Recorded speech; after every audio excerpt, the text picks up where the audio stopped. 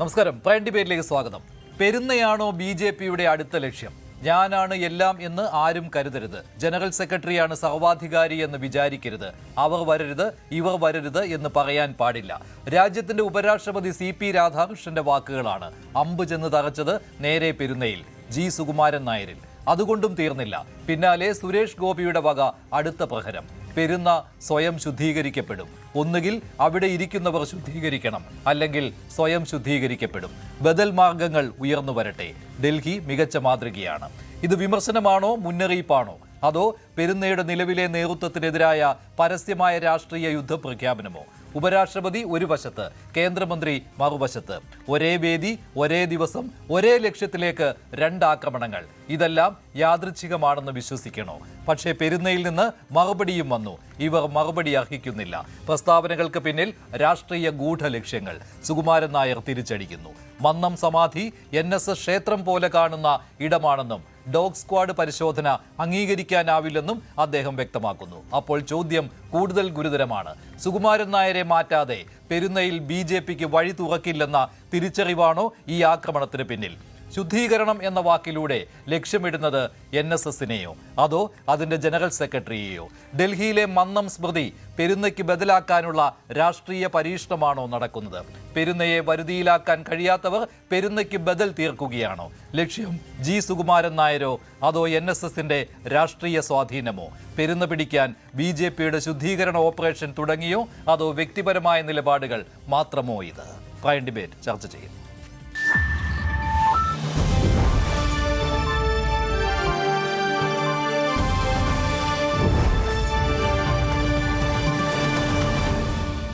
Prime ഡിബേറ്റിൽ NSSനെ ശുദ്ധീകരിക്കാൻ ഇറങ്ങിയിരിക്കുന്ന സംഘടനയായ NSS relief ഫോറമിന്റെ നേതാവായ doctor Mohanan Pillai, brigadier doctor Mohanan Pillai, മാധ്യമപ്രവർത്തകൻ ശ്രീ ജേക്കബ് ജോർജ്, രാഷ്ട്രീയ നിരീക്ഷകൻ ശ്രീ പണിക്കർ, കോൺഗ്രസ് സഹയാത്രികൻ ശ്രീ N ശ്രീകുമാർ എന്നിവർ ചേരുകയാണ്.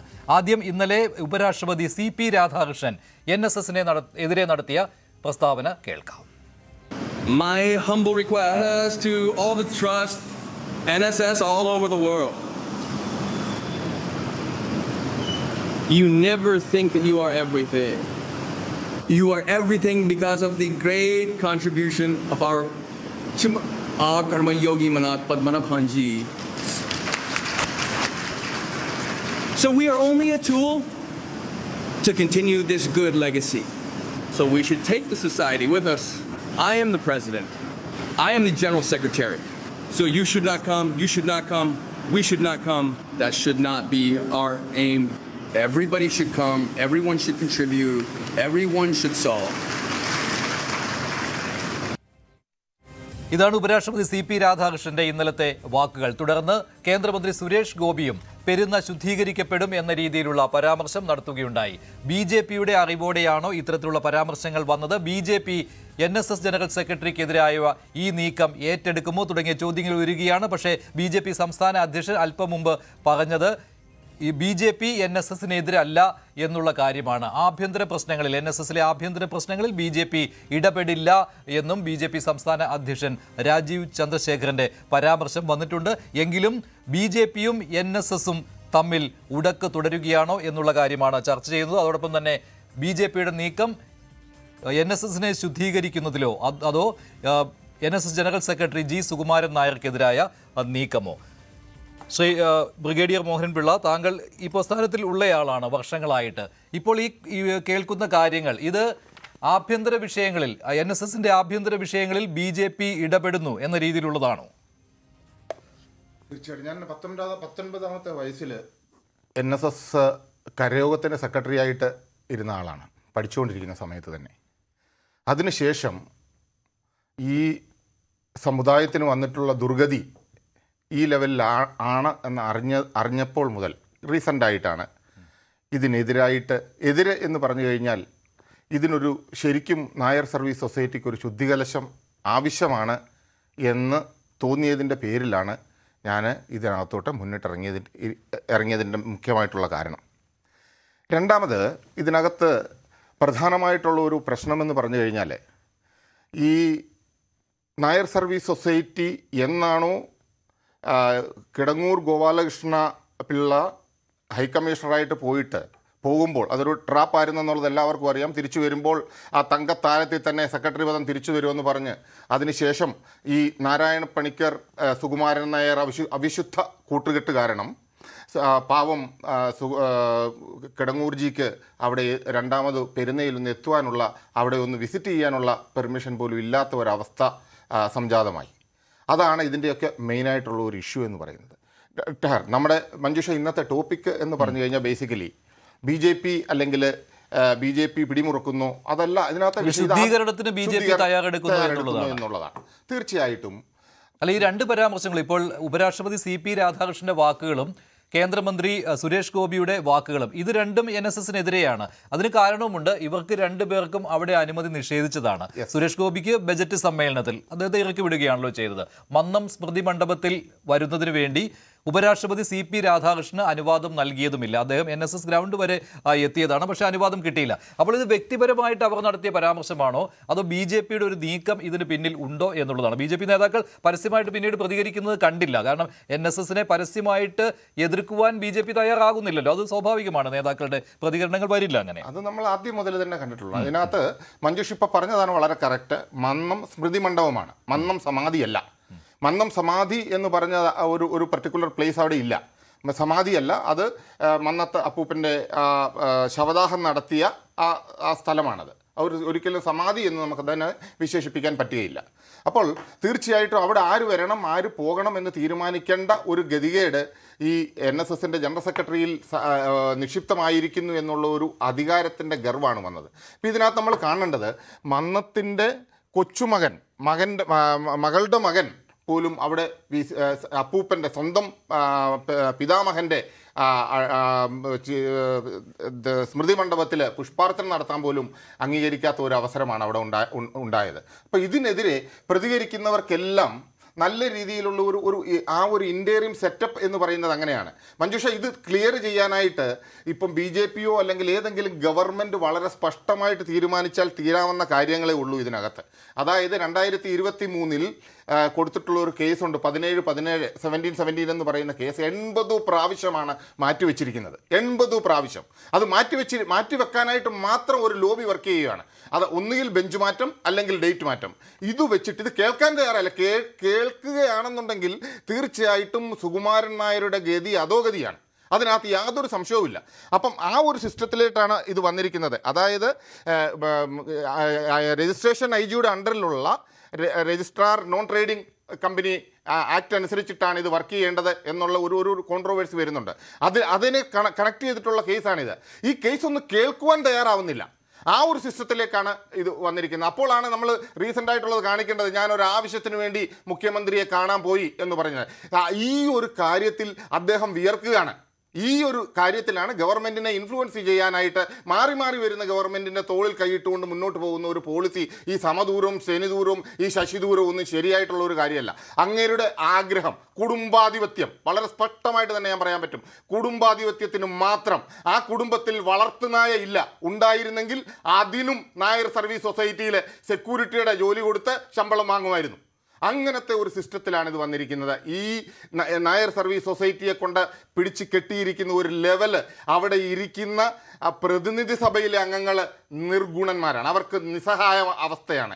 അതുപോലെ തന്നെ ഡയറക്ടർ ബോർഡ് മെമ്പേഴ്സ് എന്ന് പറയുന്നത് ഒരു ഉദാഹരണം വളരെ സ്പഷ്ടമായിട്ട് പറയാം. ഒരു ഡയറക്ടർ ബോർഡ് മെമ്പർ മാത്രം കന്യാകുമാരിയിലെ ഉദയവും അസ്തമയവും കാണാവുന്ന ഒരു സ്ഥലം, നായർ സർവീസ് സൊസൈറ്റിയുടെ ഏറ്റവും പ്രൊമിനൻ്റ് ആയിട്ടുള്ള ഒരു സ്ഥലം വളരെ നിസ്സാര വിലയ്ക്ക് വിറ്റ് കളഞ്ഞു. ആ ഒരു സംഭവം ഡയറക്ടർ ബോർഡിൽ ചോദ്യം ചെയ്തു പോലുമില്ല. എന്തിനാണ്, നല്ല സ്ഥലമല്ലേ എന്ന് ചോദിച്ചതിന് മാത്രമായിട്ട് വൈക്കത്തുള്ള ഹരിദാസ് സാറിനെ പിറ്റേ ദിവസം തന്നെ ഡയറക്ടർ ബോർഡിൽ നിന്ന് സസ്പെൻഡ് ചെയ്യുക. തിരുവായ്ക്ക് എതിർവായില്ല.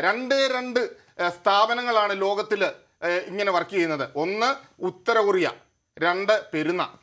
ഈ രണ്ട് പ്രസ്ഥാനങ്ങളാണ്. ശ്രീ ജേക്കബ് ജോർജ്, ഇവിടെ സുകുമാരൻ നായരെയാണ് ഇന്നലത്തെ പരാമർശങ്ങളിലൂടെ ഉപരാഷ്ട്രപതിയും സുരേഷ് ഗോപിയും ലക്ഷ്യമിട്ടത് എന്ന കാര്യത്തിൽ യാതൊരു തർക്കവുമില്ലല്ലോ. കാരണം അത് NSSനെ മൊത്തമായിട്ടല്ല, ജനറൽ സെക്രട്ടറിയാണ് അവർ ലക്ഷ്യമിട്ടിരിക്കുന്നത്. അത് അവർക്ക് നേരെ ഉണ്ടായ തിക്താനുഭവം, അതിൻ്റെ ഒരു പ്രതിഫലനം കൂടിയാണ് ഇത്. BJPയുടെ മൊത്തം ഒരു വികാരമാണെന്ന് താങ്കൾ കണക്ക് കൂട്ടുന്നുണ്ടോ? അങ്ങനെയാണെങ്കിൽ BJP നേതാക്കൾ ഒന്നടങ്കം എത്തിയേനെ NSS ജനറൽ സെക്രട്ടറിക്ക്. അത് നമ്മൾ പ്രതീക്ഷിക്കേണ്ടതില്ലല്ലോ. അപ്പോൾ ഈ ശുദ്ധികലശം നടത്തുമെന്ന എന്നൊക്കെ കേന്ദ്രമന്ത്രി സുരേഷ് ഗോപി പറയുന്നത് അത് എത്രമാത്രം യാഥാർത്ഥ്യത്തിലേക്ക് എത്തിക്കുവാൻ കഴിയും? ആരുടെ പിന്തുണ കിട്ടും?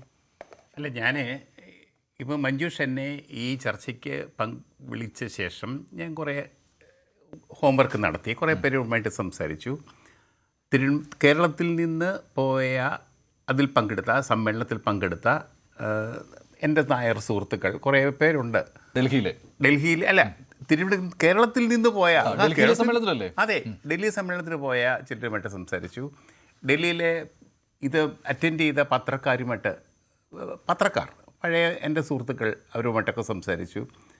അവരൊക്കെ എന്നോട് പറഞ്ഞത് ഇതിൻ്റെ അകത്ത് ഒരു സമാന്തര സംഘടനാ നീക്കമോ ഒരു അങ്ങനത്തെ ഒരു വശം ഉണ്ടെന്ന് തോന്നുന്നില്ല.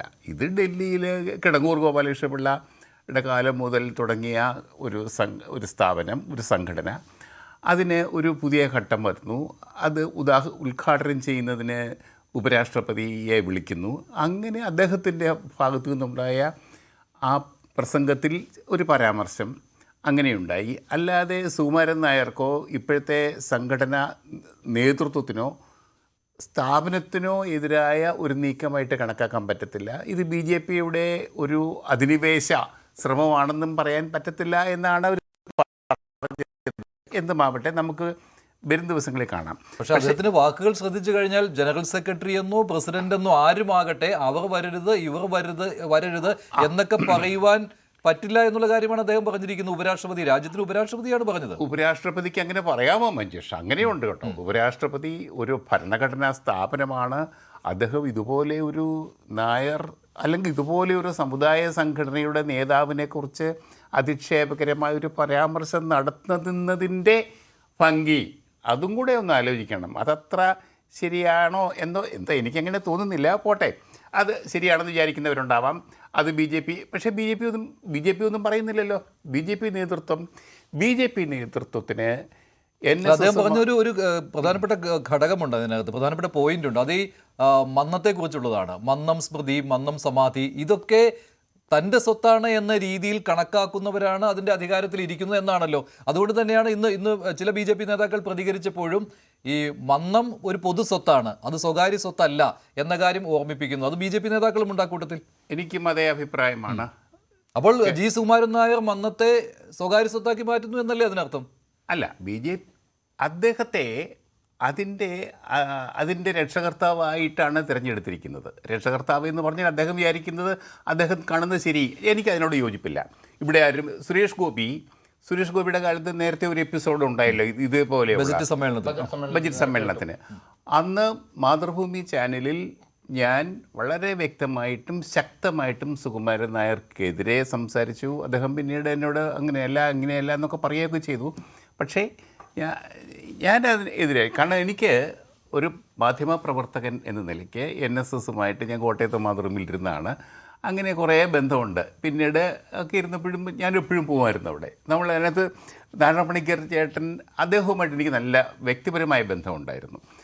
അങ്ങനെ ഒരു ദീർഘകാലത്തെ ബന്ധം. അദ്ദേഹം എനിക്ക് മന്നത്തിൻ്റെ പുസ്തകം, ഇപ്പം ഞാൻ മന്നത്തിൻ്റെ അത്യാവശ്യം പുസ്തകങ്ങളുടെ ശേഖരം എൻ്റെ കയ്യിലുണ്ട്. അപ്പോൾ സുരേഷ് ഗോപി അന്നത്തെ ചുരുക്ക് തീർക്കുകയായിരുന്നു ഇപ്പോൾ. ആ ഒരു പ്രതിഫലനമാണോ? അതെ, അതിൻ്റെ ഒരു അല്ല, അത് സുരേഷ് ഗോപിക്ക് അതിന് അർഹതയുണ്ട്. സുരേഷ് ഗോപിക്ക് ഒരു അവസരം കിട്ടിയപ്പോൾ അത് ഉപയോഗിക്കാം. പക്ഷേ ബഹുമാനപ്പെട്ട ബ്രിഗേഡിയർ മോഹൻ പിള്ള അല്ലേ, അദ്ദേഹം പറഞ്ഞത് നിയമത്തെയാണ് അദ്ദേഹം കുറ്റപ്പെടുത്തുന്നത്. നിയമം ഭേദഗതി ചെയ്യാൻ അല്ലെങ്കിൽ നിയമത്തെ ചോദ്യം ചെയ്തുകൊണ്ടുള്ള ഹർജി കോടതി പരിഗണിക്കുന്നില്ല. ഈ നിയമം ഉണ്ടാക്കിയതാരാ? ഈ ചട്ടമുണ്ടാക്കിയതാരാ? അതൊരു ചോദ്യമല്ലേ? സാക്ഷാൽ മന്നത്ത് പത്മനാഭൻ ഉണ്ടാക്കിയ ചട്ടമാണത്. സാക്ഷാൽ മന്നത്ത് പത്മനാഭൻ ഉണ്ടാക്കിയ നിയമമാണത്. എന്തിനദ്ദേഹം ഉണ്ടാക്കി? ഇത്രമാത്രം കാഴ്ചപ്പാടുള്ള ഒരു സമുദായ നേതാവ് ഒരു പക്ഷേ കേരളത്തിൽ കണ്ടിട്ടുണ്ടാവില്ല. ഞാൻ മനസ്സിലാക്കിയത് അങ്ങനെയാണ്. ബഹുമാനപ്പെട്ട ഉപരാഷ്ട്രപതി പറഞ്ഞതുപോലെ കേരളത്തിലെ ഒരു വിദ്യാഭ്യാസ രംഗത്ത് സമ്പൂർണ്ണ വിദ്യാഭ്യാസ രംഗം, സമ്പൂർണ്ണ സാക്ഷരത, ഇതൊക്കെ കൊണ്ടുവന്നതിൽ മന്നത്ത് പത്മനാഭനും ശരിക്കും ശ്രീനാരായണ ഗുരുവിനുമൊക്കെ വലിയ പങ്കുണ്ട്, യാതൊരു സംശയമില്ലാത്ത കാര്യമാണ്. അത് കേരളത്തിൻ്റെ ജീവിക്കുന്ന സത്യങ്ങളാണ്, അത് സമ്മതിക്കുന്നു. പക്ഷേ അതിൻ്റെ അപ്പുറത്ത് തന്നെ ഇവർക്ക് ഈ മന്നത്ത് പത്മനാഭൻ ആ സംഘടന കെട്ടിപ്പടുക്കുന്നതിൽ ഒരു വലിയ പങ്കുണ്ട്. ആ പങ്ക് പിന്നീടുള്ളവർക്ക് ആർക്കും അത് നിർവഹിക്കാൻ കഴിഞ്ഞിട്ടില്ല. കാരണം ഒരു നേതാവ് അത് ചരിത്രത്തിൻ്റെ സൃഷ്ടിയാണ്, ആ കാലഘട്ടത്തിൻ്റെ സൃഷ്ടിയാണ്. ആ കാലഘട്ടത്തിൻ്റെ സൃഷ്ടിക്കപ്പുറത്തേക്ക് വേറൊരു നേതാവിനും നാരായണ പണിക്കർ. പക്ഷേ ഇവരുടെയൊക്കെ ദൃഷ്ടിയിൽ ഈ താഴെയുള്ളവർ ചെയ്യുന്നൊരു കുറ്റമുണ്ട്, അവർ BJP അങ്ങോട്ട് അടുപ്പിക്കുന്നില്ല. അത് എനിക്ക് തോന്നുന്നു. അല്ല, BJP അടുപ്പിക്കാതെ അവിടെ ഉറച്ചു നിൽക്കുന്നത് G. സുകുമാരൻ നായരാണ്.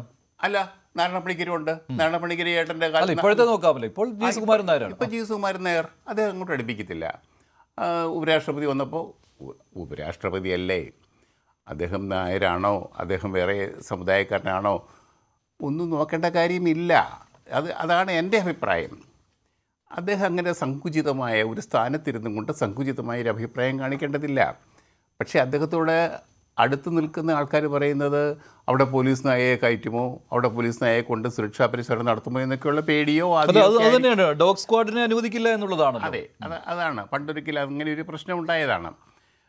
പക്ഷേ എങ്കിൽ പോലും അങ്ങനെ ഒരു ക്ഷേത്രത്തിൽ, ഗുരുവായൂർ ക്ഷേത്രത്തിൽ തൊഴാൻ ഒരു VIP വന്നാൽ അവിടെ ഇതേപോലെ ഡോഗ് സ്ക്വാഡിനെ അയക്കുമോ? അങ്ങനെ അയക്കേണ്ട കാര്യമില്ലല്ലോ. ശരി, ശ്രീജിത്ത് പണിക്കർ, ഇപ്പോൾ രാജീവ് ചന്ദ്രശേഖരന്റെ പ്രതികരണം വന്നിട്ടുണ്ട്. NSSന്റെ ആഭ്യന്തര കാര്യങ്ങളിൽ ഒരു കാലത്തും BJP ഇടപെട്ടിട്ടില്ല, ജനറൽ സെക്രട്ടറിയുമായി ഏറെ അടുപ്പം എന്നാണ് രാജീവ് ചന്ദ്രശേഖരന്റെ വാക്കുകൾ. അപ്പോൾ ഈ ഉപരാഷ്ട്രപതി പറഞ്ഞതും കേന്ദ്രമന്ത്രി സുരേഷ് ഗോപി പറഞ്ഞതും ഫലത്തിൽ തള്ളുകയാണ് രാജീവ് ചന്ദ്രശേഖർ ചെയ്തിരിക്കുന്നത്. അതായത് BJPക്ക് ഇപ്പോഴും ഭയമാണ് പെരുന്നയെ.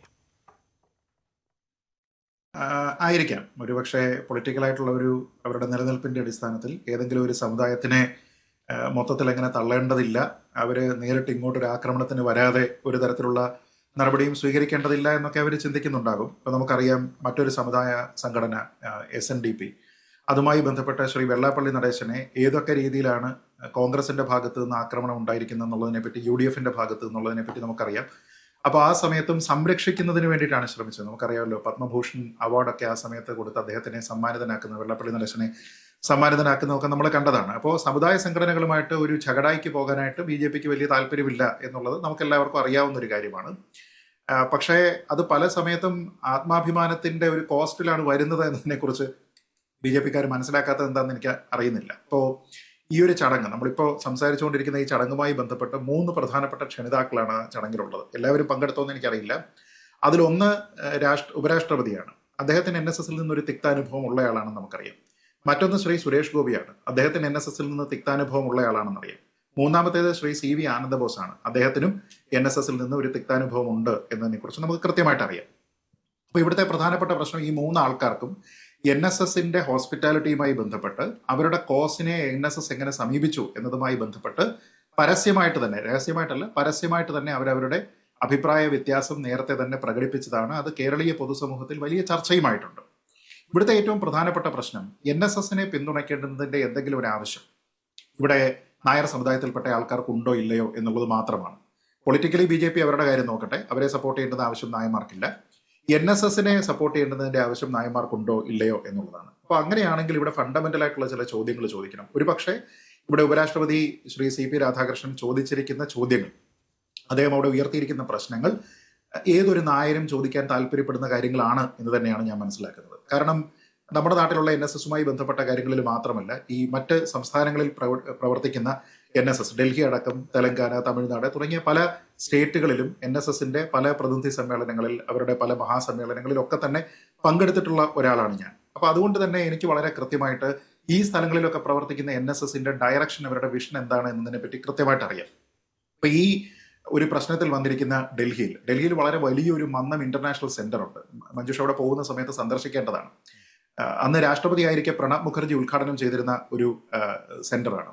അതിന്റെ ഉദ്ഘാടന ചടങ്ങിൽ പോലും പെരുന്നയിൽ നിന്നുള്ള റെപ്രസെന്റേഷൻ ഉണ്ടായിരുന്നില്ല എന്നാണ് ഞാൻ മനസ്സിലാക്കുന്നത്. അവിടെ ഈ ഒരു കേരളത്തിൽ നിൽക്കുന്നതല്ലാത്ത ഒരു സമുദായമാണ്, അവിടെയുള്ള ആൾക്കാരുടെ കൂട്ടായ്മയാണ്. ആ കൂട്ടായ്മയെ ഫർദർ ചെയ്യുന്നതിന് വേണ്ടി സമുദായ അംഗങ്ങളുടെ ഇടയിൽ ഒരു ഐക്യം ഉണ്ടാകണം എന്നതിന്റെ അടിസ്ഥാനത്തിൽ നടത്തുന്ന നിരവധി പ്രോഗ്രാംസ് ഉണ്ട്. ഇപ്പോൾ ഞാൻ മനസ്സിലാക്കുന്ന അവിടെ ഏതാണ്ട് 25-ലധികം കരയോഗങ്ങൾ, 20,000-ലധികം കുടുംബങ്ങളുമായി ബന്ധപ്പെട്ട് വലിയ വിപുലമായിട്ടുള്ള ഒരു പരിപാടിയാണ് ഡൽഹി NSS സാധാരണയായിട്ട് നടത്തുന്നത്. പിന്നെ കുട്ടികളുടെ ഇടയിൽ കുറേയധികം അവബോധങ്ങൾ വരുത്തുന്നതിന് വേണ്ടിയിട്ടുള്ള പല പ്രോഗ്രാംസ്, ഇപ്പോൾ സമീക്ഷ എന്ന പേരിലുള്ള പരിപാടി, സർഗ്ഗകലാവേദി, സ്കിൽ ഡെവലപ്മെന്റ്, ജ്യോതിർഗമയ, ഇങ്ങനെ ഒരുപാട് സ്കീമുകളുണ്ട്. അപ്പോൾ ഇതൊക്കെ ഞാൻ അന്ന് ഇവരിൽ നിന്ന് കേൾക്കുന്ന സമയത്ത് എനിക്ക് തോന്നിയത് സത്യത്തിൽ അഭിമാനമാണോ അതോ ഏതെങ്കിലും തരത്തിലുള്ള ഒരു ചളിപ്പാണോ എന്ന് പറയാൻ പറ്റില്ല. കാരണം നമ്മുടെ നാട്ടിലാണ് ഈ NSS ഉദയം കൊണ്ടിരിക്കുന്നത്, നമ്മുടെ ഇവിടെയാണ് ഇതിന്റെ വേരുകൾ. പക്ഷെ ഇവിടെ ഇതിനെ കമ്പയർ ചെയ്യാൻ പറ്റുന്ന രീതിയിലത്തേക്കുള്ള എന്ത് നടക്കുന്നു എന്ന് ചോദിച്ചു കഴിഞ്ഞാൽ ഒന്നുമില്ല. പക്ഷേ ഇവിടെ താമസിക്കുന്ന ആൾക്കാരല്ലാതെ മറ്റ് സംസ്ഥാനങ്ങളിൽ പോകുന്ന ആൾക്കാർ അവിടെ സമുദായ അംഗങ്ങൾ ഒന്നാകെ വളരണം എന്നുള്ള അടിസ്ഥാനത്തിൽ നമ്മുടെ കലകളെയും ആയോധന കലകളെ ഉൾപ്പെടെ പല കാര്യങ്ങളെയൊക്കെ പ്രോത്സാഹിപ്പിക്കുന്ന രീതിയിലത്തേക്കുള്ള പല കാര്യങ്ങൾ നടത്തുന്നുണ്ട്. അവരെ എന്താണ് സമുദായ പ്രവർത്തനം നടത്തുന്നത് എന്നതിനെ സംഗ്രഹിച്ചുകൊണ്ടുള്ള ഈ ബുള്ളറ്റിനുകൾ അടക്കം അവരവിടെ കൊണ്ടുവരുന്നുണ്ട്. ആൾക്കാർക്ക് വേണ്ടുന്ന സൗജന്യ നിയമോപദേശം. ഇത് താങ്കൾ പറഞ്ഞു വരുന്നത് NSS-നെ കൊണ്ട് കേരളത്തിലെ നായന്മാർക്ക് എന്ത് പ്രയോജനം എന്നുള്ള കാര്യമാണല്ലോ അല്ലേ? എന്ത് പ്രയോജനമാണ് മഞ്ജുഷ ആലോചിച്ചതൊക്കെ? എന്ത് പ്രയോജനമാണ്? ഞാൻ ചോദിക്കുന്ന ഫണ്ടമെന്റൽ പോയിന്റ് എന്ന് പറയുന്നത്, കേരളത്തിൽ ഒരാളിനെ സംബന്ധിച്ചിടത്തോളം NSS-ൽ നിൽക്കുന്നു എന്നതിൽ നിന്ന് എന്ത് തരത്തിലുള്ള ഗുണമാണ് കിട്ടുക എന്നുള്ളതാണ് ചോദിക്കുന്നത്. മറ്റുള്ള സംസ്ഥാനങ്ങളിൽ അവിടെ പ്രവർത്തിക്കുന്ന NSS-ൽ ഇതുമായി യാതൊരു വിധത്തിലുള്ള അഫിലിയേഷനും ഇല്ലാത്ത ഗ്ലോബൽ NSS എന്നൊക്കെ പറയുന്ന ഈ പല സംഘടനകളും നല്ല രീതിയിൽ പ്രവർത്തിക്കുന്നു എന്നുള്ളതാണ് ഒരു പോയിന്റ്. രണ്ട്, സംഘടനയെ വലുതാക്കാന്, വിപുലപ്പെടുത്താന്, സമുദായ അംഗങ്ങൾക്ക് എന്തെങ്കിലും തരത്തിലുള്ള ഗുണം നൽകാനായിട്ട് ഈ ഒരു കൂട്ടായ്മ കൊണ്ട് എന്ത് ന്യായമായിട്ടുള്ള അവകാശങ്ങൾ, ആവശ്യങ്ങൾ നേടിയെടുക്കുന്നതിന് വേണ്ടിയിട്ടാണ് പെരുന്നയിൽ നിന്ന് ശ്രമം നടക്കുന്നത് എന്നുള്ളതാണ് എൻ്റെ ചോദ്യം. നമ്മളിപ്പോൾ NSS-ന്റെ ഈ സോഷ്യൽ കോൺട്രിബ്യൂഷൻ എന്ന് നോക്കിക്കഴിഞ്ഞാൽ മന്നത്തപ്പൂപ്പന്റെ കാലത്ത് തുടങ്ങിയിരിക്കുന്ന വിദ്യാഭ്യാസ ആരോഗ്യ പരിപാലന സംവിധാനങ്ങൾക്ക് അപ്പുറത്തേക്ക് നമ്മൾ ഏത് രീതിയിൽ എന്തൊക്കെ കാര്യങ്ങളെ ആനുപാതികമായിട്ട് വളർത്തി എന്നുള്ളതാണ് ഒന്നാമത് നമ്മൾ പറയേണ്ടത്. ശോച്യാവസ്ഥയിലായിരിക്കുന്ന ആശുപത്രികൾ എനിക്കറിയാം, നമ്മുടെയൊക്കെ നാട്ടിലുള്ള ആശുപത്രികളുണ്ട്, ശോച്യാവസ്ഥയിലായിരിക്കുന്ന ആശുപത്രികളുണ്ട്, പഠിക്കാൻ ആളില്ലാത്ത കോളേജുകളുണ്ട്, ഹയർ എഡ്യൂക്കേഷനുമായി ബന്ധപ്പെട്ട ആധുനികമായിട്ടുള്ള കോഴ്സുകൾ കൊണ്ടുവരുന്നില്ല. അങ്ങനെ ഒരു കാലഹരണപ്പെട്ട എന്ന് പറയാവുന്ന രീതിയിലാണ് ഈ രണ്ട് മേഖലകളിൽ പ്രവർത്തിക്കുന്നത്. കഴിഞ്ഞ ഒരു 1/4 നൂറ്റാണ്ടിൽ NSS പുതുതായിട്ട് എന്ത് കോൺട്രിബ്യൂഷനാണ് ചെയ്തത്? SNDP ചെയ്തതിനെ കുറിച്ച് എനിക്ക് പറയാൻ കഴിയും. വിവിധ ക്രിസ്തീയ സഭകൾ ചെയ്തതിനെ കുറിച്ച് എനിക്ക് പറയാൻ കഴിയും. ഇസ്ലാം സമുദായത്തിൽ നിന്ന്, സഹോദര സമുദായത്തിൽ നിന്ന് ആൾക്കാർ ചെയ്തതിനെ കുറിച്ച് പറയാൻ കഴിയും. NSS-നെ കുറിച്ച് എന്താ പറയുക? നമ്മൾ ഈ ചന്ദ്രനിൽ ഉൾപ്പെടെ ഏത് നാട്ടിൽ പോയി കഴിഞ്ഞാലും അവിടെ ഒരു നായരുടെ കാപ്പിക്കട കാണുമെന്ന് ട്രോളിനെ അനുസ്മരിപ്പിക്കുന്നത് പോലെ കഴിഞ്ഞ കുറെ കാലത്തിൽ NSS-ൽ നിന്നുണ്ടായിരിക്കുന്ന ഒരേ ഒരു സംരംഭം എന്ന് പറയുന്ന ഒരു കാപ്പിക്കടയാണ്. പത്മ കഫേ എന്ന് പറയുന്ന ഒരു കാപ്പിക്കട. ഒന്ന് ആലോചിച്ച് നോക്കുക. ഉന്നത വിദ്യാഭ്യാസം, ആതുര സേവനം എന്നിങ്ങനെയുള്ള വലിയ ലക്ഷ്യങ്ങൾ അരനൂറ്റാണ്ടുകൾക്ക് അല്ലെങ്കിൽ 3/4 നൂറ്റാണ്ടുകൾക്ക് മുമ്പ് ലക്ഷ്യമിട്ട് പ്രവർത്തിച്ചിരുന്ന ഒരു സംഘടന ഇന്നത്തെ കാലത്ത് അതിന്റെ ഏറ്റവും പ്രധാനപ്പെട്ട പൂർത്തീകരണ ലക്ഷ്യങ്ങളിൽ വിത്തൗട്ട് കാപ്പിയും മസാല ദോശയുമാണ് എന്ന് പറഞ്ഞു കഴിഞ്ഞാൽ ആ സംഘടന എന്ത് തരത്തിലുള്ള ട്രാൻസ്ഫർമേഷൻ ആണ് നടത്തിയെന്ന് എനിക്കറിയാം. സുരേഷ് ഗോപിയുടെ ഈ ശുദ്ധികലശം പരാമർശത്തെ കേരളത്തിലെ BJP നേതാക്കൾ പിന്തുണയ്ക്കേണ്ടതാണ്, ഈ മടിച്ചു നിൽക്കേണ്ട കാര്യമില്ല അല്ലേ? അല്ല, തീർച്ചയായിട്ടും അവരെ സംബന്ധിച്ചിടത്തോളം അവർക്ക് അതിന്റെ പൊളിറ്റിക്കൽ എക്സിജൻസി ഉണ്ട്. അവർക്ക് ഏതെങ്കിലും ഒരു വിഭാഗത്തിന്റെ പിന്തുണ നഷ്ടപ്പെടുമെന്ന രീതിയിലത്തേക്കുള്ള പ്രശ്നമുണ്ട്. സത്യത്തിൽ ഒരുപക്ഷെ ഇവിടെ BJP ബോൾഡായിട്ടുള്ള ഒരു തീരുമാനമെടുത്ത് മുന്നോട്ട് പോകാത്തത് അതുകൊണ്ടാണല്ലോ.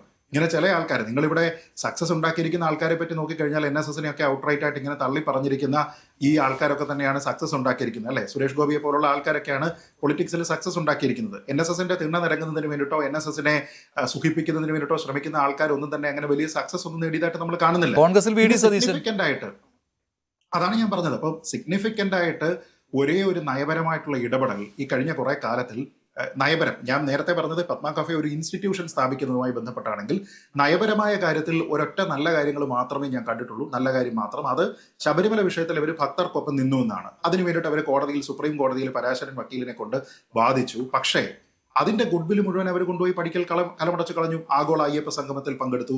സ്വർണ്ണക്കൊള്ളയെക്കുറിച്ച് കമാന്ന് മിണ്ടിയില്ല. സർക്കാർ നേരത്തെ ഉണ്ടായിരുന്ന തെറ്റൊക്കെ തിരുത്തിയെന്ന് എന്നോട് പ്രൈവറ്റായിട്ട് വന്ന് പറഞ്ഞു എന്ന് ശ്രീ G. സുകുമാരൻ നായർ പറഞ്ഞുകൊണ്ട് കഴിഞ്ഞ സർക്കാരിന് അവസാന കാലത്ത് ലെജിറ്റിമസി കൊടുക്കാൻ വേണ്ടിയിട്ട് അദ്ദേഹം ശ്രമിച്ചു. അപ്പൊ ഞാൻ പറയുന്നത് NSS എന്ന് പറയുന്ന സമുദായ സംഘടനയ്ക്ക് നിങ്ങളുടേതായിട്ടുള്ള ഒരു രാഷ്ട്രീയ അഭിപ്രായം പറഞ്ഞ് അത് ഈ സമുദായത്തിന്റെ മൊത്തത്തിലുള്ള അഭിപ്രായമാണ് എന്ന് പ്രൊജക്ട് ചെയ്യാനായിട്ടുള്ള അധികാരം ഏത് പ്രതിനിധി സഭയാണ് നിങ്ങൾക്ക് തരുന്നത്? ഏത് കരയോഗമാണ് നിങ്ങൾക്ക് തരുന്നത്? ഏത് നായരാണ് നിങ്ങൾക്ക് തരുന്നത് എന്ന് ചോദിച്ചാൽ ഇല്ല. ഇവിടെ നേരത്തെ പറഞ്ഞു കുടുംബാധിപത്യത്തിനെ പറ്റിയും കുടുംബ വാഴ്ചയെ പറ്റി പറഞ്ഞു. നമ്മൾ രാഷ്ട്രീയക്കാരുടെ കാര്യത്തിൽ മാത്രം അല്ലെങ്കിൽ സിനിമക്കാരുടെ കാര്യത്തിൽ മാത്രമാണ് നെപ്പോട്ടിസം പറയുന്നത്. ഞാൻ ചോദിക്കട്ടെ, NSS-ന്റെ ഈ പ്രധാനപ്പെട്ട നേതാക്കന്മാർ അവരുടെ കുടുംബത്തിൽ എത്ര ആൾക്കാർക്ക് NSS-ൽ ജോലി കിട്ടിയിട്ടുണ്ട്? അതിന് തുല്യമായിട്ടുള്ള കണക്കിൽ ഏതെങ്കിലും ഒരു നായരുടെ വീട്ടിൽ NSS-ലെ സ്ഥാപനങ്ങളിൽ ജോലി കൊടുത്തിട്ടുണ്ടോ എന്നതുമായി ബന്ധപ്പെട്ട് ട്രാൻസ്പെറന്റ് ആയിട്ടുള്ള കണക്കെടുത്ത് പുറത്തുവിടട്ടെ. അപ്പോൾ അറിയാം ഇങ്ങനെ നിൽക്കുന്ന ആൾക്കാർക്കൊക്കെ എന്ത് ഗുണമാണ് ലോങ് റണ്ണിൽ ഉണ്ടായിരിക്കുന്നത്. ഇവിടെ നമ്മൾ പണ്ടൊരിക്കൽ ചർച്ച ചെയ്തിരുന്നതാണ്, നമുക്ക് എല്ലാവർക്കും അറിയാവുന്നതാണ്. NSS-ലെ ഒരു പ്രധാനപ്പെട്ട നേതാവിന്റെ സഹോദരൻ മരണപ്പെട്ട സമയത്ത് അതുമായി ബന്ധപ്പെട്ട മരണ വാർത്ത പത്രത്തിൽ അടിച്ചു വന്ന സമയത്തേക്ക് 3 മക്കളും 3 മരുമക്കളും എല്ലാവരും NSS-ലാണ്. അപ്പൊ എല്ലാ ആൾക്കാർക്കും NSS-ൽ എങ്ങനെ കൊടുക്കുക? നമ്മുടെയൊക്കെ നാട്ടിലൊക്കെ NSS-ൽ എവിടെയെങ്കിലും ഒരാളിന് ഒരു ജോലി കിട്ടുക എന്ന് വെച്ച് കഴിഞ്ഞാൽ, ഒരു കുടുംബത്തിൽ ഒരു ജോലി കിട്ടിക്കഴിഞ്ഞാൽ പിന്നെ നിങ്ങൾക്ക് ഒരെണ്ണം തന്നതല്ലേ എന്ന് പറയും. അപ്പൊ എങ്ങനെയാണ് ഈ ചില ആൾക്കാർക്ക് മാത്രം സ്ഥിരമായിട്ട് ഇങ്ങനെ കിട്ടുക? അപ്പൊ അതിന് നെപ്പോട്ടിസം എന്ന് തന്നെയാണ് പറയുക. രാഷ്ട്രീയത്തിൽ മാത്രമല്ല, സമുദായ സംഘടനകളിലാണെങ്കിലും ആൾക്കാരുടെ ഗുഡ്വില്ലിന്റെ പുറത്ത്, മന്നത്ത് പത്മനാഭൻ ഉണ്ടാക്കിയിരിക്കുന്ന ഗുഡ്വില്ലിന്റെ പുറത്തിരുന്നു കൊണ്ട് അതിനെ ഒരു വലിയ സാമ്രാജ്യമായിട്ട് വിശാലപ്പെടുത്താതെ, അങ്ങനെയുള്ള പല മാറ്റങ്ങൾ പല സംസ്ഥാനങ്ങളിൽ നടക്കുന്ന ആൾക്കാരോട് പൂർണ്ണമായി വിമുഖത കാണിച്ചുകൊണ്ട് അവരെ ഒപ്പം കൂട്ടാതെ ഇങ്ങനെ ഒരു തുരുത്തിലേക്ക് ഈ സംഘടന നടക്കുകയാണ് എന്ന് പറഞ്ഞു കഴിഞ്ഞാൽ അതിന്റെ ലെഗസിയെ മുന്നോട്ട് കൊണ്ടുപോകാനായിട്ടുള്ള എന്തുത്തരവാദിത്തമാണ്? ശ്രീ പണിക്ക് ഇപ്പോൾ ശ്രീ എൻ ശ്രീകുമാർ കൂടി ചേരുന്നുണ്ട്. ശ്രീ എൻ ശ്രീകുമാർ, ഇപ്പോൾ ഉപരാഷ്ട്രപതിയും അതുപോലെ തന്നെ കേന്ദ്രമന്ത്രി സുരേഷ് ഗോപിയും പെരുന്നയെ അതുപോലെ തന്നെ NSS ജനറൽ സെക്രട്ടറിയെ അധിക്ഷേപിക്കുകയായിരുന്നു. ഈ പരാമർശങ്ങളെ താങ്കൾ പിന്തുണയ്ക്കുന്നുണ്ടോ, പ്രത്യേകിച്ച് ഉപരാഷ്ട്രപതിയുടെ? നോക്കൂ ശ്രീ മഞ്ജുഷേ, ഉപരാഷ്ട്രപതിയുടെ പരാമർശം എന്താണെന്ന് ചോദിച്ചാൽ, സാധാരണഗതിയിൽ നമ്മുടെ നാട്ടിൽ രാഷ്ട്രപതി, ഉപരാഷ്ട്രപതി, അതുപോലെ സ്പീക്കർ, ഗവർണർ ഇവരൊക്കെ പ്രസംഗിക്കുമ്പോൾ അതിന്റെ ചില പ്രത്യേക സ്റ്റൈലുണ്ട്. അപ്പൊ ആ സ്റ്റൈലിൽ നിന്ന് വ്യത്യസ്തമായ ഒരു അഭിപ്രായമായിട്ടാണ് എനിക്ക് തോന്നിയത്. അത് പിന്നെ അദ്ദേഹം ഒരു സമുദായ സംഘടനയുമായി ബന്ധപ്പെട്ട കാര്യമായതുകൊണ്ട് ഒരു പക്ഷേ അദ്ദേഹത്തിൻ്റെതായ എന്തെങ്കിലും ന്യായങ്ങൾ കാണുമായിരിക്കും. ഞാനിവിടെ NSS-ന്റെ അവരുടെ ഉള്ളിലത്തെ കാര്യമോ അല്ലെങ്കിൽ ആ സമുദായ അംഗങ്ങളും NSS നേതൃത്വമായുള്ള ബന്ധമൊന്നും അല്ല എന്റെ മുമ്പിലുള്ളത്. കാരണം NSS ഒരു സമുദായ സംഘടനയാണ്. എന്റെ ഒരു നിരീക്ഷണത്തിൽ അത് ഏതാണ്ട് ഒരു കേഡർ സ്വഭാവമുള്ള ഒരു സമുദായ സംഘടന കൂടിയാണ്. ഒരുപാട് വിഷയങ്ങൾ അവര് വിവാദത്തിൽ ഏർപ്പെട്ടിട്ടുണ്ട്. അതിപ്പോ ചിലതൊക്കെ ഇവിടെ പറഞ്ഞു കഴിഞ്ഞു. പക്ഷെ ഇപ്പോഴത്തെ വിഷയത്തില്, അതായത് ഈ കാലാകാലങ്ങളായി NSS നേതൃത്വം സ്വീകരിച്ചിട്ടുള്ള ചില നിലപാടുകളുണ്ട്. ഇപ്പൊ മന്നത്തിന്റെ സ്മൃതി മണ്ഡപത്തില് പണ്ട് PV നരസിംഹറാവു വന്നപ്പോ അദ്ദേഹത്തിന്റെ അംഗരക്ഷകർ ചെരിപ്പിട്ട് കയറി എന്ന് പറഞ്ഞ് വലിയ വിവാദം ഉണ്ടാക്കിയിട്ടുണ്ട്. 96-ലാണ് തോന്നുന്നത്. അപ്പൊ അന്നും ഇതുപോലെ തന്നെയാണ് പ്രശ്നമുണ്ടായത്. കാരണം പ്രധാനമന്ത്രിയായിരുന്ന നരസിംഹറാവു വന്ന് മന്നത്തിന്റെ സ്മൃതി മണ്ഡപം അശുദ്ധമാക്കി എന്നൊക്കെയാണ് അന്ന് പറഞ്ഞിരുന്നത്. വലിയ വിഷയമായല്ലോ, എല്ലാവർക്കും അറിയുന്ന കാര്യമാണ്. അപ്പൊ അതൊരു പുതുമയുള്ള കാര്യമല്ല, പഴയ കാലത്ത് തന്നെ ഉള്ളതാണ്. കാരണം അവരതൊരു ക്ഷേത്രം എന്ന രീതിയിലാണ് അവരത് കൊണ്ടു നടക്കുന്നത്. കാരണം അവിടെ ആ രീതിയിലാണ്. അതുകൊണ്ടാണ് അവർ അവിടെ നായയെ കൊണ്ട് മണപ്പിക്കാൻ പാടില്ല എന്നും ഒക്കെ പറയുന്നത്. അതിന് അവർ ഓരോരോ കാര്യങ്ങളൊക്കെ അവർ പറയുന്നുണ്ട്. പക്ഷേ വിഷയം എന്താ വെച്ചാൽ, ഇന്നിപ്പോ ഇവിടെ NSS-ന്റെ ഉപരാഷ്ട്രപതി പറഞ്ഞതിനേക്കാൾ അതിന്റെ ഒരു രാഷ്ട്രീയ മാനം വന്ന ശ്രീ സുരേഷ് ഗോപി പറഞ്ഞപ്പോഴാണ്. അതിന് അദ്ദേഹത്തെ ഒരു ഘട്ടത്തിൽ ബജറ്റ് സമ്മേളനത്തിൽ എത്തിയപ്പോൾ ഇറക്കി വിട്ടു എന്നുള്ള രീതിയിലാണ് സംസാരിക്കുന്നത്. പക്ഷെ അന്ന് അവർ പറഞ്ഞിരുന്നത് നമ്മൾ മറന്നു പോകുന്നത്. അന്ന് NSS പറഞ്ഞത് ബജറ്റ് സമ്മേളനത്തിൽ വരാൻ അനുവാദം ചോദിക്കാതെ വരാൻ ശ്രീ സുരേഷ് ഗോപിക്ക് ആവില്ല, അതുകൊണ്ട് അദ്ദേഹത്തോട് പൊക്കോളാൻ പറഞ്ഞു എന്നുള്ളതാണ്. അത് ശരിയാണല്ലോ. കാരണം NSS-ന്റെ ബജറ്റ് സമ്മേളനത്തിൽ പ്രതിസഭാ അംഗമല്ലാത്ത ഒരാൾക്ക് കയറി വരാൻ പറ്റില്ല എന്നുള്ളത് NSS-ന്റെ ഒരു സ്വഭാവമാണ്. അതിലാണ് അദ്ദേഹത്തെ വിലക്കിയത് എന്നാണ് അന്ന് അവരുടെ വിശദീകരണം ഉണ്ടായിരുന്നു. രണ്ടാമത്തെ കാര്യം, ഞാൻ ഇന്ന് അന്വേഷിച്ചപ്പോൾ ഈ ഉപരാഷ്ട്രപതിയുടെ സന്ദർശനവുമായി ബന്ധപ്പെട്ട് NSS-ന്റെ വക്താക്കളിൽ നിന്ന് എനിക്ക് ഇന്ന് അറിയാൻ കഴിഞ്ഞത്, അവരില് ഈ ഉപരാഷ്ട്രപതി അവിടെ സന്ദർശിക്കാൻ വരുന്നു എന്നുള്ള ഒരു ഔദ്യോഗിക അറിയിപ്പൊന്നും NSS നേതൃത്വത്തിന് കിട്ടിയിരുന്നില്ല എന്നുള്ളതാണ്. അവിടെയുള്ള അദ്ദേഹത്തിന്റെ ഹെലിപാഡ് ഉപയോഗിച്ച ആ ഒരു ഗ്രൗണ്ടിൽ നിന്ന് വന്നപ്പോൾ അദ്ദേഹത്തിന് അങ്ങോട്ട് വരണമെന്ന് ആ ഒരു രീതിയിലുള്ള ഒരു സംസാരമാണ് ഉണ്ടായത്. അപ്പൊ ഔദ്യോഗികമായിട്ടൊരു അറിയിപ്പൊന്നും NSS-ന് ഉണ്ടായിട്ടില്ലെന്നാണ് അവരുടെ വക്താക്കൾ പറഞ്ഞത്. പിന്നെ ഇതിലത്തെ രാഷ്ട്രീയമാണ്. ഈ രാഷ്ട്രീയം എന്ന് പറയുന്നത് എന്താണെന്ന് വെച്ചാൽ, ഇപ്പൊ BJP തന്നെ കേരളത്തിലെ നേതാക്കൾ സുരേഷ് ഗോപി പറയുന്നത് പോലെ BJP പ്രസിഡന്റിനോ ഭാരവാഹികളോ പറയുന്നത് ഞാൻ കരുതുന്നില്ല. ഇനി അഥവാ അവർ പറഞ്ഞാൽ തന്നെ അവർക്കൊരു നഷ്ടമൊന്നും സംഭവിക്കാൻ പോകുന്നില്ല. കാരണം NSS നേതൃത്വത്തിന് BJP-യോടോ RSS നേതൃത്വത്തിനോടൊന്നും വലിയ താല്പര്യമില്ല, വർഷങ്ങളായിട്ട് താല്പര്യമില്ല. അത് മന്നത്ത് പത്മനാഭന്റെ കാലത്തെ കുറിച്ച് പറയുന്നതിനേക്കാൾ ഞാനിതിന്റെ രാഷ്ട്രീയാംശം കാണുന്നത് അത് രാഷ്ട്രീയാംശം ജന്മം കൊണ്ടത് കളത്തിൽ വേലായുധൻ നായർ പ്രസിഡന്റും കിടങ്ങൂർ ഗോപാലകൃഷ്ണനുള്ള സെക്രട്ടറി ആയ കാലം തൊട്ടാണ്. അതിനുശേഷം ഇങ്ങോട്ട് ഇപ്പൊ നേരത്തെ ശ്രീ ജേക്കബ് ജോർജ് പറഞ്ഞ പോലെ മന്നം കഴിഞ്ഞാൽ പിന്നെ ആരാണ്, പണിക്കർ മാത്രമേ ഉള്ളതെന്നൊക്കെ പറഞ്ഞില്ല. അല്ല, കളത്തിൽ വേലായുധൻ നായരെ പോലെ പ്രഗത്ഭനായ പ്രസിഡന്റും ജനറൽ സെക്രട്ടറി ആയിരുന്ന കിടങ്ങൂരിനെ പോലെ അതിപ്രഗത്ഭന്മാരൊക്കെ ഉണ്ടായിരുന്നു. പക്ഷെ അന്നത്തെ രാഷ്ട്രീയ കാലാവസ്ഥയിൽ അവരൊക്കെ ആ രീതിയിലൊക്കെ മാറിപ്പോയി. പിന്നീട് വന്ന ഒരുപാട് പ്രസിഡന്റുമാർ വന്നെങ്കിലും ശരി, ജനറൽ സെക്രട്ടറി ആയിരുന്ന നാരായണ പണിക്കർക്കും പിന്നീട് അന്ന് അസിസ്റ്റന്റ് സെക്രട്ടറി ഇപ്പോൾ ജനറൽ സെക്രട്ടറി ആയ സുകുമാരൻ നായർക്കും കിട്ടിയ ഒരു വലിയ പ്രാധാന്യം അവർക്കാർക്കും കിട്ടിയിട്ടില്ല, പ്രസിഡന്റുമാർക്ക് കിട്ടിയിട്ടില്ല. അപ്പൊ ഇതില് ഈ നാരായണ പണിക്കർ പ്രസിഡന്റ് ആയിരുന്ന കാലത്തും കോൺഗ്രസിനോട് UDF-നോ ആഭിമുഖ്യം പുലർത്തിയതാണ്. നമുക്കൊക്കെ അറിയാമല്ലോ, NDP ഒക്കെ രൂപീകരിച്ചത്. ഇപ്പൊ സുകുമാരൻ നായരുടെ കാലത്താണെങ്കിൽ അദ്ദേഹം ഈ സമദൂര സിദ്ധാന്തം പറഞ്ഞെങ്കിൽ പോലും അദ്ദേഹം ചില ഘട്ടങ്ങളില് ഇന്നത്തെ മറ്റേ ഇന്നത്തെ ഭരണമുന്നണി ഇന്നത്തെ ഭരണകക്ഷിയായ പ്രതിപക്ഷം UDF പ്രതിപക്ഷത്തിരിക്കുന്ന സമയത്ത് അന്ന് ഭരണത്തിലുണ്ടായിരുന്ന CPM ഒരു അനുകമ്പ പുലർത്തിയിരുന്നു. മാത്രമല്ല അത് ഇടക്കാലത്ത് വെച്ചിട്ട് കോൺഗ്രസിനോട് ചേർന്നു, പിന്നീട് മാറി. അപ്പൊ അങ്ങനെയുള്ള ചില സ്വഭാവ വ്യതിയാനമൊക്കെ അതിൽ കണ്ടിട്ടുണ്ട് ജനറൽ സെക്രട്ടറിയുടെ ഭാഗത്തു നിന്ന്. പക്ഷേ ഞാൻ പിന്നീട് കണ്ടൊരു കാര്യം എന്താണെന്ന് വെച്ചാൽ നയപരമായ കാര്യങ്ങളിൽ അദ്ദേഹത്തിന് ഒറ്റയ്ക്ക് തീരുമാനമെടുക്കാൻ പറ്റിയിട്ടില്ല എന്നുള്ളതാണ്. ആ നയപരമായ കാര്യം ഞാൻ പറയാൻ കാരണം എന്താണെന്ന് വെച്ചാൽ NSSും SNDPയും തമ്മിൽ ഒരു ഐക്യം ഉണ്ടാക്കി, പെട്ടെന്നൊരു ഐക്യം ഉണ്ടാക്കി. എന്തിനാണ് ഐക്യം ഉണ്ടാക്കിയെന്നുള്ളത് രണ്ടു കൂട്ടർക്കും ഇതുവരെ വ്യക്തമായിട്ടില്ലെന്ന് എനിക്ക് തോന്നുന്നു. ആ ഐക്യം NSSന്റെ ഡയറക്ടർ ബോർഡിൽ ചർച്ചയായി. അന്ന് ഏതാണ്ട് വന്ന 10-27 ഡയറക്ടർമാരാണ് NSSലുള്ളത്. അതിൽ എനിക്ക് തോന്നുന്നത് ഗണേഷ് കുമാർ അന്ന് വന്നില്ല എന്ന് തോന്നുന്നു. അതോ അദ്ദേഹം അതിലെ മറ്റേ മൗനം പാലിച്ചെന്താണെന്ന് ഓർമ്മയില്ല. 26 പേരും എന്തായാലും ആ ഒരു ഐക്യത്തെ കുറിച്ച് എതിരായിരുന്നു. അന്ന് ജനറൽ സെക്രട്ടറി സുകുമാരൻ നായർ ഐക്യം വേണ്ടെന്ന് വെക്കുകയും ചെയ്തു. അപ്പൊ നയപരമായ കാര്യത്തിൽ ആ ഡയറക്ടർ ബോർഡ് തീരുമാനം എടുക്കാൻ പറ്റി എന്നുള്ളതാണ്. പിന്നെ വ്യക്തിപരമായി അദ്ദേഹം നടത്തുന്ന പരാമർശങ്ങളോടൊന്നും അത് എനിക്ക് ഒട്ടും യോജിപ്പില്ലാത്ത ഒരുപാട് ഘട്ടങ്ങൾ ഉണ്ടായിട്ടുണ്ട്. കാരണം നേതാശ്രീ ശ്രീജിത്ത് പണിക്കർ പറഞ്ഞ പോലെ നമ്മുടെ ഈ ശബരിമല വിഷയവുമായി ബന്ധപ്പെട്ട കാര്യങ്ങൾ, അയ്യപ്പ സംഗമത്തിന്റെ കാര്യത്തിലൊക്കെ ഒരുപാട് വ്യത്യാസങ്ങൾ വന്നിട്ടുണ്ട്. അപ്പോൾ NSSും SNDPയും അതുപോലെ മറ്റ് സഭകളൊന്നും ഈ കഴിഞ്ഞ തെരഞ്ഞെടുപ്പ് കാലത്ത് കേരളത്തിലെ ജനങ്ങളുടെ മുമ്പിൽ ഒരു പ്രതിബന്ധമായിരുന്നില്ല എന്നുള്ളതിന്റെ ഏറ്റവും വലിയ തെളിവ് 102 സീറ്റ് UDFന് കിട്ടി എന്നുള്ളതാണ്. മാത്രമല്ല NSS ഏതാണ്ട് പരസ്യമായി പിന്തുണച്ച LDF വെറും 40 സീറ്റ് താഴേക്ക് ഒതുങ്ങി എന്നുള്ളതുമാണ്. അപ്പൊ അതുകൊണ്ട് അവരുടെ രാഷ്ട്രീയവും അതുപോലെ വ്യക്തിപരമായ കാര്യങ്ങളൊക്കെ വ്യത്യാസമുണ്ട്. പക്ഷെ ഈ ഡൽഹിയിലെ അവിടുത്തെ NSS ഒരു പ്രത്യേക NSS ആണെന്നാണ് എന്റെ ഒരു ധാരണ. അത് തെറ്റാൻ തോന്നുന്നില്ല. കാരണം NSSന്റെ പ്രവർത്തന പരിധി കേരളത്തിലാണുള്ളത്, അത് ഡൽഹിയിലല്ല. കാരണം നമ്മുടെ Kerala non trading companies act, എനിക്ക് 1960 Kerala non trading companies act പ്രകാരം രജിസ്റ്റർ ചെയ്ത സംഘടന. അതായത് താങ്കൾ ഇത് ഒരു BJPയുടെ നീക്കമായിട്ട് കാണുന്നില്ല, അവരവരുടെ വ്യക്തിപരമായ പരാമർശങ്ങൾ മാത്രമാണ് G. സുകുമാരൻ നായർക്കെതിരെ ഉണ്ടായിരിക്കുന്നത്, അങ്ങനെയാണ് താങ്കൾ കാണുന്നത് അല്ലേ? അല്ല, G. സുകുമാരൻ നായർക്കെതിരെ എന്ന് എനിക്ക് പെട്ടെന്ന് പറയാൻ പറ്റില്ല. കാരണം എന്ന് വെച്ചാൽ ഉപരാഷ്ട്രപതി പറഞ്ഞത് ഒരു പ്രസിഡന്റോ ജനറൽ സെക്രട്ടറിയോ അങ്ങനെ പറയാൻ പാടില്ല എന്ന്. അദ്ദേഹം ഒരു ജനറൽ സെക്രട്ടറി സുകുമാരൻ നായർക്കെതിരെ തന്നെയാണ്, പേര് പറഞ്ഞില്ല എന്നേ ഉള്ളൂ. അതെ, പ്രസിഡന്റോ ജനറൽ സുരേഷ് ഗോപി പറഞ്ഞ ശുദ്ധികലശം എന്നാണ്, അതായത് NSSന്റെ ശുദ്ധികലശം എന്ന് പറയുമ്പോൾ നേതൃത്വത്തിലെ ശുദ്ധികലശമാണ് ഉദ്ദേശിച്ചത്. ഞാൻ പറഞ്ഞ മഞ്ജുഷേ, അവര് പ്രസിഡന്റോ ജനറൽ സെക്രട്ടറി എന്ന് ഉപരാഷ്ട്രപതി വരുമ്പോൾ നമുക്ക് ആലോചിച്ച് അറിയാം എന്തിനെ കുറിച്ചാ പറയുന്നത്, കൃത്യമായിട്ട് അറിയാം. പക്ഷെ അവിടെ രാഷ്ട്രീയം വന്ന് സുരേഷ് ഗോപി പറഞ്ഞു. സുരേഷ് ഗോപി എന്താണ് പറയുന്നത് എനിക്ക് അദ്ദേഹം പറഞ്ഞ സത്യം പൂർണ്ണമായിട്ടും മനസ്സിലായില്ല. സുരേഷ് ഗോപിയുടെ ആ വാചകങ്ങള് സ്വയം ആത്മശുദ്ധി അല്ലെങ്കിൽ എന്തൊക്കെ അദ്ദേഹം പറഞ്ഞു. സത്യം പറഞ്ഞാൽ എനിക്കത് മനസ്സിലായില്ല. മനസ്സിലാതെ ഞാനത് പറയുന്നതിന് അർത്ഥമില്ല. കാരണം സുരേഷ് ഗോപിയുടെ എനിക്ക് മനസ്സിലായത് സ്വയം ശുദ്ധീകരിക്കുന്ന വെച്ചാൽ NSSലെ എന്തൊക്കെ പറഞ്ഞാൽ ശ്രീ നേരത്തെ നമ്മുടെ ബ്രിഗേഡിയർ ആയിട്ടുള്ള ശ്രീ മോഹനപിള്ള പറഞ്ഞല്ലോ ചില കാര്യങ്ങൾ. അങ്ങനെ വ്യക്തിപരമായിട്ട് ഒരുപാട് വിഷയങ്ങൾ ഉണ്ടായിട്ടുണ്ട്. ഇപ്പൊ ഒരു സമസ്ത കേരള നായർ സമാജം കേരളത്തിലുണ്ട്. NSSൽ നിന്ന് വിഘടിച്ചു പോകുന്ന പ്രമുഖർ തന്നെയാണ് അതിലുള്ളത്. പക്ഷെ NSSലുള്ള ഒരുപാട് രാഷ്ട്രീയക്കാരുണ്ട്. അപ്പൊ കോൺഗ്രസ്സുകാർക്ക് എത്ര എതിർപ്പുണ്ടാക്കിയ ഒരു സംഭവമാണ് 2-3 മാസം മുമ്പ് കേരളത്തിലെ NSSന്റെ നേതൃത്വത്തിൽ നിന്നുണ്ടായത്. ഭയങ്കര എതിർപ്പുണ്ടാക്കി.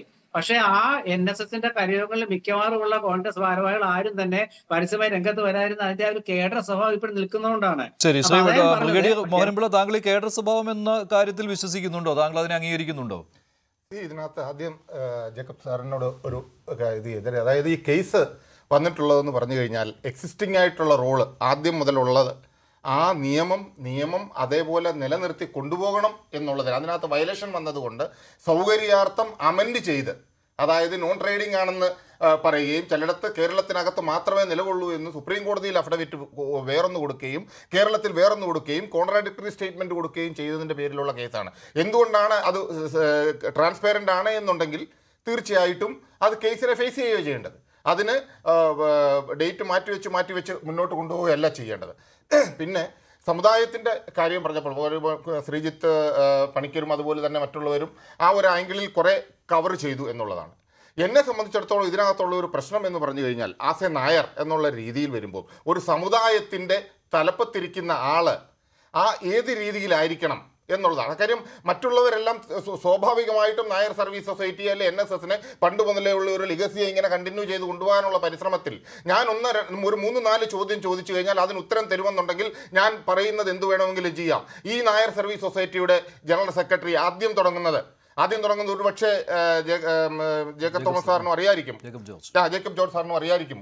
കാരണം മാതൃഭൂമി, അതായത് ആരോഗ്യമന്ത്രി കെ പി രാമചന്ദ്രൻ നായരായിരുന്നപ്പോൾ അങ്ങേർക്കെതിരായിട്ട്, അതായത് അവിടെ പെരുന്നയിലാണ് ട്രാൻസ്ഫർ ഹെൽത്ത് ഡിപ്പാർട്ട്മെന്റിലെല്ലാം നടക്കുന്നു എന്ന് പറഞ്ഞിട്ട് ആരോഗ്യ മേഖലയിലെ അലോഹ്യങ്ങോ എന്ന് പറഞ്ഞൊരു ടോപ്പിക്ക് മാതൃഭൂമിയിൽ ഒരു ലേഖനം വന്നു. മാതൃഭൂമി ലേഖനം വന്നപ്പോൾ മാതൃഭൂമി മൊത്തം ബോയ്ക്കോട്ട് ചെയ്യണമെന്നും പറഞ്ഞ് സമസ്ത നായന്മാർക്കും ഒരു ഇഷ്യൂ, ഫത്വ ഇഷ്യൂ ചെയ്തു. ഒരു നായർ കുടുംബവും മാതൃഭൂമി മേടിക്കരുത് എന്ന് പറഞ്ഞ് എക്സ്പ്രസ് എന്ന് പറഞ്ഞ തൃശ്ശൂരിൽ നിന്ന് വരുന്ന ഒരു എക്സ്പ്രസ് എന്ന് പറയുന്ന ഒരു പത്രം എല്ലാവരും നായന്മാരെല്ലാം മേടിക്കണമെന്ന് പറഞ്ഞു തുടങ്ങി. അതിനകത്ത് 24 ലക്ഷം രൂപ അന്നത്തെ കണക്കാണ്. ആ പൈസ ആവിയായിപ്പോയി. രണ്ടാമത് ചേർത്തല NSS കോളേജിലെ കരിമണൽ വിറ്റ് കാശുണ്ടാക്കി കോടിക്കണക്കിന് കൊള്ള. എൻ്റെ സമുദായ നേതാവെന്ന് ഊറ്റം കൊള്ളുന്ന ആള് 8 ലക്ഷം രൂപ ഫൈൻ അടച്ചു. എന്തിന് 8 ലക്ഷം രൂപ മണൽ വാരിയതിന് ഫൈൻ അടയ്ക്കേണ്ടി വന്നു? മൂന്നാമത് സ്വന്തം മകള് 50% മാർക്ക്, എൻ്റെ സീനിയറാണ്, ഇമ്മീഡിയറ്റ് സീനിയറാണ്, 50% മാർക്ക് മേടിച്ചിട്ട് 50% എങ്ങനെ കിട്ടിയെന്ന് ചോദിച്ചാൽ 35, 36, 37, 38. പിന്നെ സിസ്റ്റത്തിന്റെ ഒരു ഇതുണ്ടല്ലോ, വൈവാവോസി, അതായത് ഇന്റർവ്യൂവിൽ ഏതാണ്ട് 90 അടുത്ത് 89 മേടിച്ചിട്ട് ടോട്ടൽ കൂട്ടുമ്പോൾ 50 എന്നാണ് വന്നിരിക്കുന്നത്. ആ 50 കിട്ടിയ ആൾ UGC നോംസ് അനുസരിച്ച് ഒരു ഡോക്ടറേറ്റിന് എൻഡേറ്റഡ് ആണോ, കോളേജിൽ അങ്ങനെ എൻഡേറ്റഡ് ആണോ? ഇതിനൊക്കെയുള്ള ഹിസ്റ്ററികൾ പരമാവധിയുണ്ട്. രണ്ടാമത്, അതായത് സമുദായത്തിന്റെ ബേസിൽ കുടുംബത്തെ വെച്ച് അധപ്പതനത്തിന്റെ ലിസ്റ്റിലോട്ട്, കാര്യം ഒരു നായരാണെന്ന് പറയുന്നതിൽ പോലും ഒരു ഇതാ വരുന്നത്. കാര്യം കള്ളത്തരത്തിന്റെ ഒരു കോട്ടയാണ്. അതായത് കള്ള സർട്ടിഫിക്കറ്റ് കൊടുത്ത് ധനലക്ഷ്മി ബാങ്കിൽ നിന്ന് പുറത്താക്കപ്പെട്ട ഒരവസ്ഥ മരുമകന്. എന്നിട്ട് ആ ഒരു രീതിയിൽ അതിൽ നിന്നും അക്കൗണ്ട് മൊത്തം ഷിഫ്റ്റ് ചെയ്യുക ഫെഡറൽ ബാങ്കിലോട്ട്. അതുകൊണ്ട് എന്തുപറ്റി? വളരെയധികം വനിതാ സ്വാശ്രയ സംഘങ്ങളൊക്കെ ഉണ്ടാവുന്നവരുടെ അവരുടെയൊക്കെ ചിലതൊക്കെ നിന്നുപോയി ഈ ഒരു അവസ്ഥ കാരണം.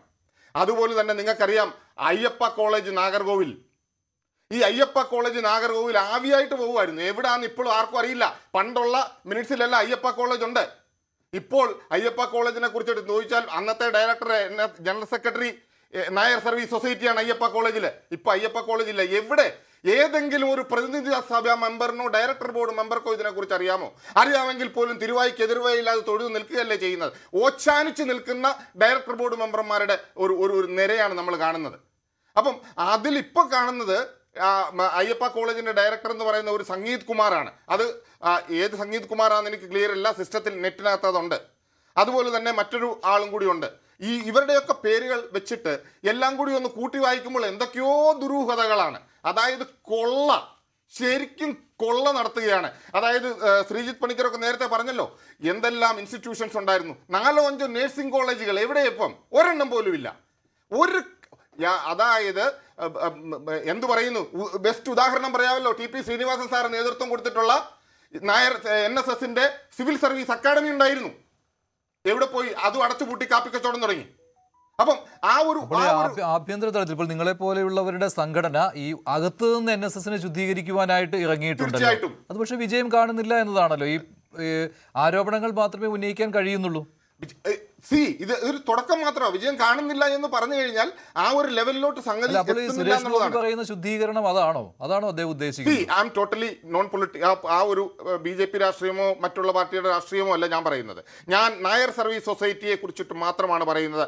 പ്രസന്റ്, അതായത് ഇപ്പോഴത്തെ ഒരു സിസ്റ്റം, ആ സിസ്റ്റം വളരെ ചീഞ്ഞു നാറുന്ന ഒരു സിസ്റ്റം. ആ ഒരു സിസ്റ്റത്തിനെ കുറിച്ച് അതൊന്ന് റിവാമ്പ് ചെയ്യുക എന്നുള്ളതാണ്. അതിനുവേണ്ടി കരയോഗം മുതൽ തന്നെ ആൾക്കാർ ഇറങ്ങിയേ പറ്റുള്ളൂ. അതായത് ഇങ്ങനെ നടക്കുന്ന ഈ അഴിമതി കഥകളൊന്നും കരയോഗങ്ങളിൽ പറയുന്നില്ല. എന്തിന്? ബഡ്ജറ്റ് പാസ്സാക്കി കഴിഞ്ഞാൽ ബഡ്ജറ്റ് പോലും കരയോഗങ്ങളിലോട്ട് അയക്കുന്ന ഒരു സിസ്റ്റം വന്നിട്ടില്ല ഇപ്പോൾ. നേരത്തെ വളരെ ട്രാൻസ്പെറൻ്റ് ആയിട്ടായിരുന്നു കാര്യങ്ങൾ മുന്നോട്ട് പോയിക്കൊണ്ടിരുന്നത്. അങ്ങനെ എത്ര ദൃഷ്ടാന്തങ്ങൾ പറഞ്ഞു തരാം. അതായത് ചാരിറ്റി എന്ന പേരിൽ 2 കോടി രൂപയോളം അടുത്ത് അവർ ചെലവാക്കുന്നുണ്ട്. എന്താണ് നായർ സർവീസ് സൊസൈറ്റിയുടെ ചാരിറ്റി? പ്രോഫിറ്റ് വെച്ചല്ല കൊടുക്കുന്നത്. ജന്മനക്ഷത്ര പിരിവ് കരയോഗങ്ങളിൽ നിന്ന് പിരിക്കുന്ന ഈ 2 കോടി രൂപയാണ് 2 കോടി അടുത്ത് വരുന്ന 1,80,00,000-ഓളം, 80,00,000 അത് അല്പം വേരിയേഷൻ ഉണ്ടാവും. അതാണ് ചാരിറ്റി എന്ന പേരിൽ കൊടുക്കുന്നത്. അപ്പോൾ ഈ കാലാകാലങ്ങളിൽ മാറി വരുന്ന ഗവൺമെന്റിനെ ഓശാന പാടിക്കൊണ്ട് നടക്കുന്നതിൻ്റെ ഒരേ ഒരു കാര്യം, ഇത് കൃത്യമായിട്ട് കമ്പനി ആക്ട് അനുസരിച്ചിട്ട് കമ്പനിയുടെ നിയമങ്ങൾ ഫോളോ ചെയ്ത് പോകുന്നുണ്ട് എന്ന് ഉറപ്പുവരുത്തുകയാണ് എന്നുണ്ടെങ്കിൽ ഒരു കാരണവശാലും ഈ ലീഡർഷിപ്പ് അവിടെ ഉണ്ടാവുകയില്ല. ശരി, ശ്രീ ജേക്കബ് ജോർജ്, മുഖ്യമന്ത്രി VD സതീശനെ കാണുവാൻ അനുവാദം ചോദിച്ചു, കിട്ടിയില്ല. അതും ഒരു മുഖമുഖപ്പിന് കാരണമായിട്ടുണ്ടായിരുന്നല്ലോ. അതും ഈ സംഘടനയുടെ ഇത്തരത്തിലുള്ള കാര്യങ്ങൾ മറച്ചു വെക്കുവാനുള്ള, അല്ലെങ്കിൽ അതിൽ നിന്ന് രക്ഷപ്പെടുവാനുള്ള ഒരു തത്രപ്പാട് കൂടിയായിരുന്നു അല്ലേ? അല്ല, അത് അത്തരം ചില വിഷയങ്ങൾ ഉണ്ട്. നമ്മളൊന്നാമത് ഞാൻ ആ സമുദായക്കാരനല്ല. എനിക്ക് മാധ്യമ പ്രവർത്തകൻ എന്ന നിലയ്ക്ക് NSSുമായിട്ടുള്ള ഒരു വലിയ ബന്ധമുണ്ട്. ഞാൻ കോട്ടയത്ത് മാതൃഭൂമി ലേഖനായിരുന്നപ്പോൾ ഉണ്ടായ ബന്ധമാണ് അത്. ഞാൻ അന്ന് NSS എന്ന നാരായണ പണിക്കർ, അദ്ദേഹം നല്ലൊരു ഒരു ഗംഭീര നേതാവായിരുന്നു. അദ്ദേഹത്തിൻ്റെ ഒരു പ്രധാനപ്പെട്ട കാര്യം ഞാൻ കണ്ടത് BJPയുടെ ഒരു ശ്രമം. BJP AB വാജ്പേയി അന്ന് ആ സമയത്ത് ഒരു ഡിസംബർ അവധിക്കാലത്ത് ആഘോഷിക്കാൻ വേണ്ടി കുമരകത്ത് ഹോട്ടലിൽ വന്ന് താമസിച്ചപ്പോൾ നാരായണ പണിക്കരെ കാണാൻ അദ്ദേഹം താല്പര്യം പ്രകടിപ്പിച്ചു. BJP നേതാക്കൾ പലവട്ടം ശ്രമിച്ചിട്ടും അദ്ദേഹം പോയില്ല. പിന്നെ വേറെ ഒരു ഉദാഹരണം ഞാനവിടെ ഉണ്ടായിരുന്നപ്പോൾ നടന്നത്, K. കരുണാകരനുമായിട്ട് നാരായണ പണിക്കർ തെറ്റി. കരുണാകരന് ബേജാറായി. തെരഞ്ഞെടുപ്പ് വരുന്നു, കരുണാകരൻ നാട്ടകം ഗസ്റ്റ് ഹൗസിൽ വന്ന് താമസിക്കുകയാണ് നാരായണ പണിക്കരെ കാണാൻ. അദ്ദേഹം കൂട്ടാക്കിയില്ല. ഞങ്ങൾ കോട്ടയത്ത്, ഞാനും വേറെ കേരളകൗമുദി ലേഖകൻ സുരേന്ദ്രനും, ഞങ്ങൾ നാരായണ പണിക്കരുടെ കൂടെ നിന്നു. അതൊരു രാഷ്ട്രീയ കൗതുകമെന്നോ കുസൃതിയെന്നോ കണ്ടാൽ മതി. നമ്മളിന്നും നാരായണ പണിക്കരെ കാണാൻ പോകും. ചേട്ടന് അനക്കം വല്ലതും ഉണ്ടോ എന്നറിയാൻ ഒരു അനക്കവും ഇല്ല. അദ്ദേഹം കുറച്ച് തന്നെ നിൽക്കുകയാണ്. കരുണാകരനെ കാണാൻ ഞാനില്ല. കരുണാകരൻ നിരാശനായിട്ട് മടങ്ങി 3 ദിവസം മറ്റോ നാട്ടകം ഗസ്റ്റ് ഹൗസിൽ താമസിച്ചു. എന്നിട്ട് 3-ാം ദിവസം അദ്ദേഹം തിരിച്ചു പോയി. അതാണ്.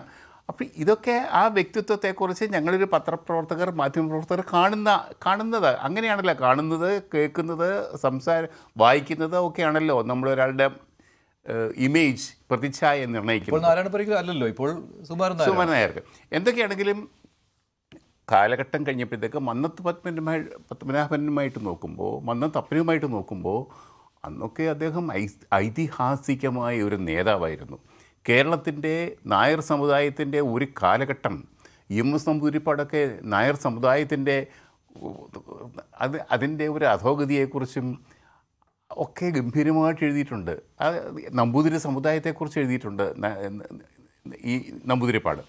അപ്പോൾ അങ്ങനെ ഒരു കാലഘട്ടത്തിൽ നായർ സമുദായത്തെ ഉദ്ധരിക്കുക എന്നുള്ളത് മാത്രമല്ല, അതിന് എല്ലാ അഭിവൃദ്ധിക്കും വേണ്ടിയും, അതുപോലെ ഉപരാഷ്ട്രപതി പറഞ്ഞതുപോലെ ശ്രീനാരായണ ഗുരു ഉപദേശിച്ചത് ഏതാണ്ട് 113 ക്ഷേത്രങ്ങൾ ഉണ്ടാക്കി കഴിഞ്ഞപ്പോൾ അദ്ദേഹം തന്നെ പറഞ്ഞു, നമുക്ക് ഇത്രയൊക്കെ ക്ഷേത്രം മതി, ഈ സമുദായത്തിന് ഇത്രയൊക്കെ ക്ഷേത്രം മതി. ഇനി നമുക്ക് വേണ്ടത് പള്ളിക്കൂടങ്ങളാണ്. നമ്മുടെ പള്ളിക്കൂടം ഉണ്ടാക്കണം, സ്കൂൾ ഉണ്ടാക്കണം, പിള്ളേരെ പഠിപ്പിക്കണം, നമ്മുടെ പിള്ളേർക്ക് വിദ്യാഭ്യാസം കൊടുക്കണം. നാരായണ ഗുരു പറഞ്ഞതാണ്. അതാണിന്ന് ഉപരാഷ്ട്രപതി ഓർമ്മിപ്പിച്ചത്. പക്ഷേ പിന്നീട് നായർ സമുദായത്തിൻ്റെ നേതൃത്വത്തിൽ പിന്നീട് വന്ന നേതാക്കൾ, സുകുമാരൻ നായർ വരെ, വിദ്യാഭ്യാസ രംഗത്ത് കാര്യമായ ഒരു വളർച്ചയും ഉണ്ടാക്കിയിട്ടില്ല എന്നുള്ളത് ചരിത്രം പറയുന്ന, വിളിച്ചോതുന്ന, സാക്ഷ്യം നിൽക്കുന്ന ഒരു വസ്തുതയാണ്. സംശയമൊന്നുമില്ല. അതൊക്കെയായിരുന്നു വേണ്ടത്. ബഹുമാനപ്പെട്ട ബ്രിഗേഡിയർ മോഹൻപിള്ള സൂചിപ്പിച്ചതുപോലെ എന്തിനാണ് ഈ സമുദായം എന്നുള്ളൊരു ചോദ്യമുണ്ട്. പക്ഷേ അദ്ദേഹം രാഷ്ട്രീയത്തിന് ഒരു രാഷ്ട്രീയ വെല്ലുവിളിക്കും അദ്ദേഹം മുട്ടുമടക്കിയില്ല. ഒരു പക്ഷേ കേരള സമുദായങ്ങളുടെ ചരിത്രം പഠിപ്പിക്കാൻ പോകുന്നത് സുകുമാരൻ നായർ, നാരായണ പണിക്കർ എന്നിവരൊക്കെ BJPയുടെ വെല്ലുവിളിയെ നേരിട്ട ഒരു രീതി, ആ നേരിട്ട് വിജയം വരിക്കുന്നതിൽ അവർ കൈവരിച്ച നേട്ടം, ആ നിലയ്ക്ക് അവരുടെ സ്ഥാനം വലുതാണ്. ഇവരുടെ കാലഘട്ടം, ഇപ്പോൾ സുകുമാരൻ നായരുടെ കാലഘട്ടത്തിൽ തന്നെ നായർ സമുദായാംഗങ്ങൾ BJPയിൽ വിശ്വസിക്കുന്നവരുടെ എണ്ണം കൂടിയിട്ടുണ്ട്. പക്ഷേ ഉണ്ട്, സംശയമില്ല. പക്ഷേ അവർ NSS വന്ന NSSകാരാ, നായന്മാരാ. നാട്ടകത്ത് കരുണാകരൻ കാണാതിരുന്നതിന്റെ ഒരു കാരണം കൂടെ ഉണ്ട്. അതാണ് മെയിനായിട്ട് കാണേണ്ടത്. കാരണം കിടങ്ങൂർ ഗോപാലകൃഷ്ണപിള്ള മരിച്ചപ്പോൾ പെരുന്നയിൽ നിന്ന് ഒരു ഫത്വ കൊടുത്തു. എന്തിനാ കൊടുത്തെന്നറിയുമോ? അതായത് കിടങ്ങൂർ മരിച്ചപ്പോൾ ആരും കാണാൻ പോകരുത് എന്നൊരു ഫത്വ കൊടുത്തു. അപ്പോൾ ചീഫ് സെക്രട്ടറി, ഞാൻ എവിടെയോ വായിച്ചതാണ്, കേരളത്തിൻ്റെ ചീഫ് സെക്രട്ടറിയും അതുപോലെ തന്നെ AK ആന്റണി ആണ് അവിടെ രാത്രി 2 3 പ്രാവശ്യം പോവുകയും വിലാപയാത്രയിൽ പങ്കെടുക്കുകയും അന്തിമ വിലാപയാത്രയിൽ പങ്കെടുക്കുകയും ചെയ്തു. അതിൻ്റെ പേരിലാണ് ഒരു പിണക്കമുണ്ടായത് കോൺഗ്രസുമായിട്ട്. പിന്നീട് ആ ഒരു അതായത് ഓരോ വ്യക്തിപരം, അതാണ് ഞാൻ പറയുന്നത്. ഇപ്പോഴത്തെ NSS ജനറൽ സെക്രട്ടറി കരുണാകരനെ കാണാൻ കൂട്ടാക്കിയില്ല എന്ന് വെച്ച് കരുണാകരൻ എന്ത് സംഭവിച്ചു? ഒന്നും സംഭവിച്ചില്ല. അതല്ല അതിന്റെ പ്രശ്നം. ഇവിടെ എന്ന് പറഞ്ഞു കഴിഞ്ഞാൽ ഇതറിയാം. സുകുമാരൻ നായർ പറഞ്ഞാല് പെരുന്നയില് ഒരാൾ പോലും വോട്ട് അഫിലിയേഷൻ ചേഞ്ച് ചെയ്യുകയോ വോട്ട് ചെയ്യുകയോ അങ്ങനെയൊന്നും ചെയ്യുന്ന ഒരു പ്രസ്ഥാനമല്ല. അത് രാഷ്ട്രീയക്കാർക്ക് അറിയുകയും ചെയ്യാം. പക്ഷെ അറിഞ്ഞുകൊണ്ട് തന്നെ അവർ വീണ്ടും പോയി ഓച്ചാനിച്ച് നിൽക്കുകയാണ് മണിച്ചേട്ടന്റെ മുന്നിൽ. ഞാൻ സമ്മതിക്കുന്നു. കേരളത്തിലെ പ്രധാനപ്പെട്ട സമുദായ നേതാക്കൾ എത്രയുണ്ട്? ക്രിസ്ത്യൻ സമുദായ നേതാക്കൾ, അതേപോലെ നായർ, ഈഴവ. ക്രിസ്ത്യൻ സമുദായത്തിൽ പിന്നെയും നമുക്ക് വിശ്വസിക്കാം. കാരണം വെച്ച് കഴിഞ്ഞാൽ ബിഷപ്പ് പറഞ്ഞാൽ കുറച്ചുപേരെങ്കിലും ഒന്നുമില്ല. പക്ഷെ ഇത് നേരെ തിരിച്ചാണ്. കേരളത്തിലെ ഏത് ബിഷപ്പ് പറഞ്ഞാല അങ്ങനെയൊന്നും ഞാൻ വിശ്വസിക്കുന്നില്ല. ഞാൻ പക്ഷേ ഒരു കാര്യം പറയാം. എന്തൊക്കെയാണെങ്കിലും V D Satheesan classic example. V D സതീശൻ്റെ മണ്ഡലത്തിൽ പറവൂര് നമ്മുടെ വെള്ളാപ്പള്ളി നടേശൻ പലതവണ പ്രചാരണം നടത്താൻ പോയി. ഒരു ഫലവും ഉണ്ടായില്ല. സതീശൻ ജയിച്ച് കയറി വന്നു. അതേപോലെ മുഖ്യമന്ത്രിയാകാതിരിക്കാൻ ഈ 2 സമുദായ നേതാക്കളും വെള്ളാപ്പള്ളി നടേശനും സുകുമാരൻ നായരും ആവുന്ന ശ്രമിച്ചു, ഇടത്തും വലത്തും നിന്ന് ശ്രമിച്ചു. പക്ഷേ വി ഡി സതീശൻ മുഖ്യമന്ത്രിയായി.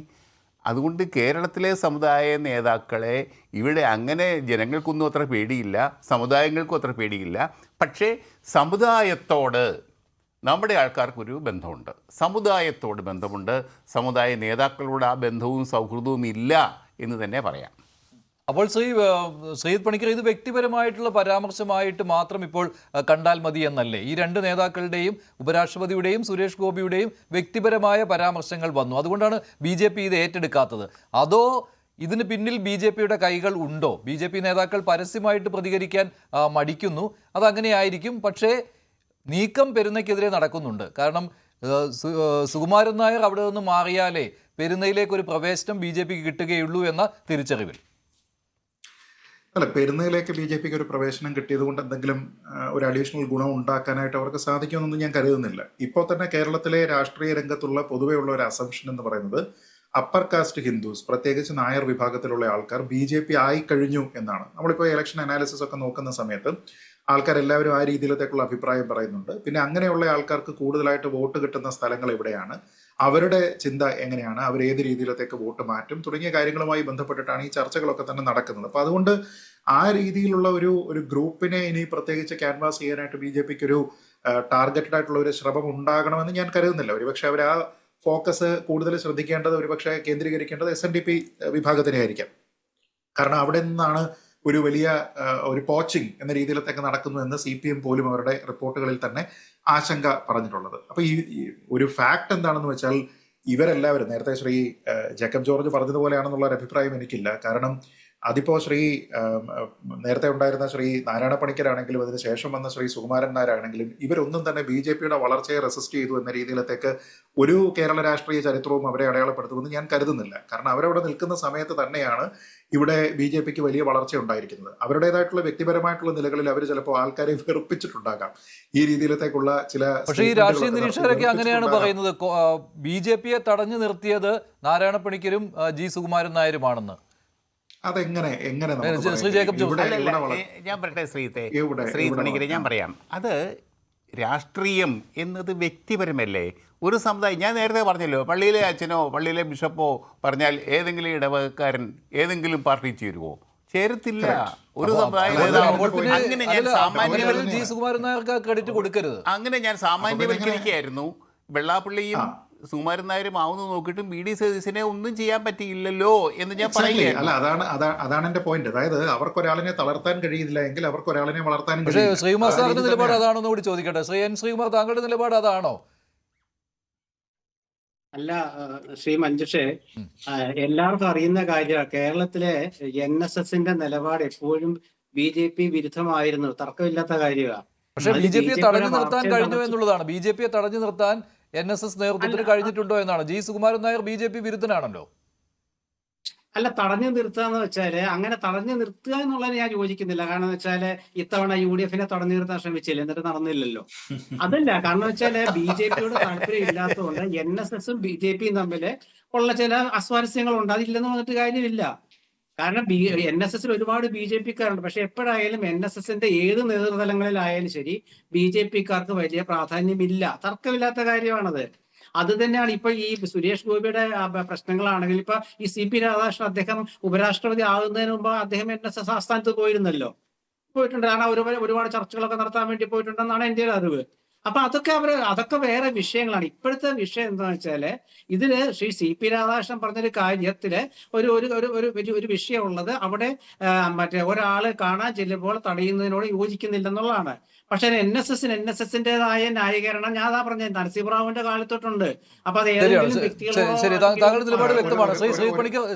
ശ്രീ പണിക്കർ, അങ്ങനെയാണെങ്കിൽ ഇത് വെറുതെ ഞാനാണ് ഇവിടെ BJP-യെ തടഞ്ഞു നിർത്തുന്നത് എന്ന് മേനി നടിക്കൽ മാത്രമേ ഉള്ളൂ. ശരി, അല്ല, തീർച്ചയായിട്ടും ആ രീതിയിലത്തേക്ക് മേനി നടിക്കാമെന്നുള്ളതല്ലാതെ ഇപ്പൊ കഴിഞ്ഞ തവണ നേരത്തെ ഇപ്പോൾ ശ്രീകുമാർ സാർ തന്നെ പറഞ്ഞിരിക്കുന്നത് അതേ പോയിന്റ് തന്നെയാണ്. അതായത് ഇത്തവണ ഒരുപക്ഷെ UDF-നെ തടഞ്ഞു നിർത്തുന്നതിന് വേണ്ടിയിട്ടാണ് അവർ ശ്രമിച്ചത്. പക്ഷെ തടഞ്ഞു നിർത്താൻ പോയ ആൾക്കാരൊക്കെ ആവിയായി പോകുന്നതാണ് നമ്മൾ കണ്ടത്.